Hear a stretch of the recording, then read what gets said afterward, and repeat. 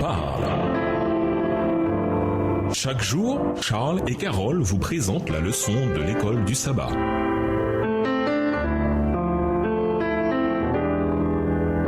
Bienvenue à votre émission Dieu nous parle. Nous voilà à la leçon de lundi, vaincre le mal par le bien. Quand nous considérons les enseignements de Jésus, il vaut la peine de garder à l'esprit les personnes auxquelles il s'adressait et les circonstances dans lesquelles elles vivaient. Jésus avait commencé à attirer de grandes foules de gens des régions où il était intervenu. Voir Matthieu 4, verset 25 et Matthieu 5, verset 1. La plupart étaient des gens ordinaires qui vivaient sous le joug impérial de l'Empire romain, mais certains étaient des chefs religieux et des chefs juifs. L'existence des gens ordinaires était difficile. Ils avaient peu de choix dans la vie, étant chargés de lourds impôts et accablés par la tradition religieuse. En enseignant à ces gens, Jésus était de toute évidence soucieux de leur offrir un mode de vie meilleur, une vie de dignité et de courage, quelles que soient les circonstances. On trouve un exemple de cela dans Matthieu 5, les versets 38 à 48. Ces instructions, tends lui aussi l'autre joue, laisse lui aussi ton vêtement, et fait 2000 avec lui, sont tellement connues qu'elles sont devenues des clichés. Mais cela ne doit pas pour autant nous dissimuler la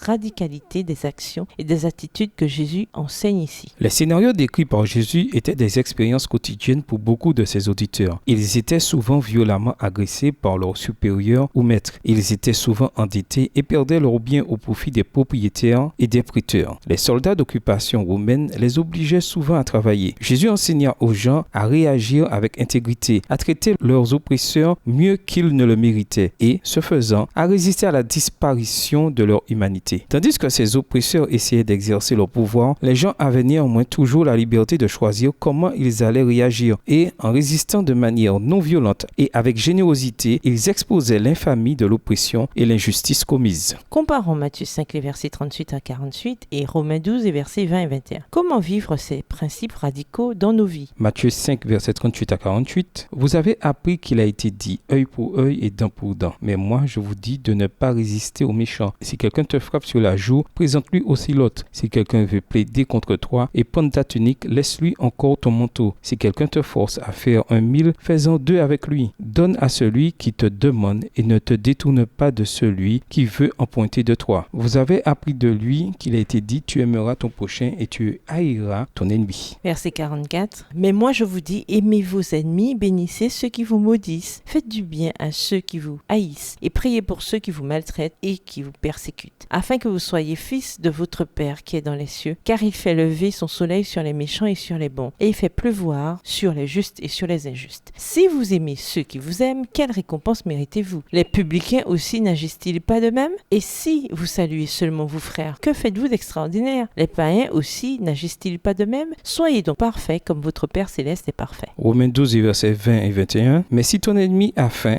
donne-lui à manger. S'il a soif, donne-lui à boire. Car en agissant ainsi, ce sont des charbons ardents que tu amasseras sur sa tête. Ne te laisse pas vaincre par le mal, mais surmonte le mal par le bien. Jésus a résumé toute la loi et les prophètes, c'est-à-dire tous les écrits sacrés que nous appelons souvent l'Ancien Testament, en un simple principe que l'on appelle la règle d'or. Tout ce que vous voulez que les gens fassent pour vous, vous aussi faites-le de même pour eux. Matthieu 7, verset 12. Quels efforts, tout de suite, pouvez-vous faire pour obéir à ceux qui nous commandent ici, quel que soit le prix à payer? Et nous vous laissons avec cette pensée du jour. Avez-vous à cœur de servir les âmes perdues? Au revoir. Et à demain si Dieu veut. Dieu nous parle. Chaque jour, Charles et Carole vous présentent la leçon de l'école du sabbat.